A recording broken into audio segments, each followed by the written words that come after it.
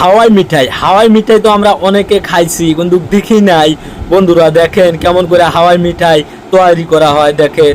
যাই হোক, একটা বাচ্চা কিছু ঢেলে দিল একটা কুরসি নিয়ে, একটা ঘুরাই দিয়েছে দেখেন।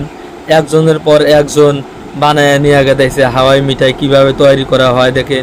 আর ওই ভাইটার দেখেন চুলের অবস্থা দেখেন, মনে হয় সে কিছু জানে না দেখেন।